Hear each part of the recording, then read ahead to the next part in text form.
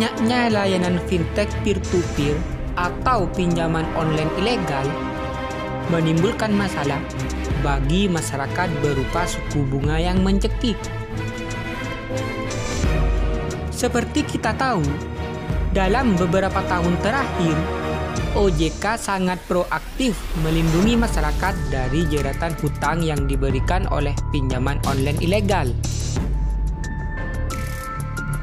Caranya adalah dengan memblokir aplikasi sampai situs pinjaman online ilegal berdasarkan laporan masyarakat atau ditemukan sendiri oleh OJK. Dalam 2 tahun terakhir, Satgas Waspada Investasi OJK melansir telah memblokir sebanyak 1.230 pinjaman online ilegal. Namun, layanan tersebut masih banyak berkeliaran karena oknum rentenir digital dengan mudahnya bisa mengganti nama produk apabila terkena blokir. Akibatnya, jumlah masyarakat yang terjerat dalam pusaran utang pinjaman online ilegal semakin bertambah. Banyak di antara debitur akhirnya tidak sanggup melunasi pinjamannya karena denda plus bunga yang harus dibayar semakin bertumpuk, bahkan jauh lebih besar dari nilai pokok utang yang telah dipinjamnya. Tongam L. Tobing, Ketua Satgas Waspada Investasi OJK menuturkan, idealnya apabila kamu sudah terlanjur meminjam uang pada pinjaman online ilegal, maka utang tersebut harus dilunasi. Sebab secara hukum perdata, kamu sudah membuat perjanjian hutang piutang dengan pemberi pinjaman. Namun, jika kamu sangat merasa kesulitan dalam melakukan pembayaran, jangan berpikir pendek untuk melakukan tindakan ekstrim. Sebab OJK mengizinkan para debitur pinjaman online ilegal yang berada pada posisi tersebut untuk melakukan 3 cara ini. Cara yang pertama yaitu restrukturisasi pinjaman.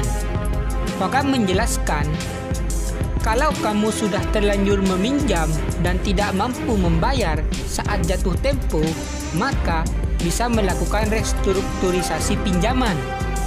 Masyarakat bisa meminta penjadwalan ulang agar lebih leluasa untuk membayar. Jelas, ujarnya Togam. Yang kedua, meminta pengurangan bunga.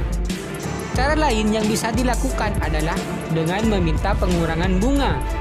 Ini juga bisa dilakukan oleh masyarakat sehingga ada kemungkinan bisa membayar sesuai kemampuan bayar dia. Jelas, ujarnya Togam. Yang ketiga, lapor polisi. Apabila kamu sudah berupaya meminta 2 keringanan tersebut, tetapi tidak dikabulkan oleh pihak pinjaman online ilegal, maka cara terakhir yang bisa dilakukannya adalah dengan melaporkannya ke polisi. Tapi harus dicatat bahwa melaporkan suatu layanan pinjaman online ilegal yang berwajib hanya bisa melakukan apabila dalam proses penagihan utang tersebut kamu mendapatkan perlakuan tidak menyenangkan, teror, atau tindakan yang sudah menjurus ke unsur pidana. Tindakan hukum harus diambil kalau kegiatan penagihan sudah menjurus ke tindak pidana yang tidak boleh dibiarkan.